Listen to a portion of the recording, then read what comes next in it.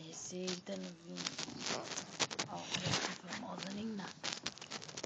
Eu vim conversar com vocês e pedir a opinião de vocês. Se vocês tem receitas que quer que eu faça, deixa aí o nome da receita embaixo do meu canal. E deixa o seu nome também, que eu posso estar incluindo vocês no meu vídeo, falando quem me deu a opinião de receita, certo? Nada mais, nada menos do que isso é justo.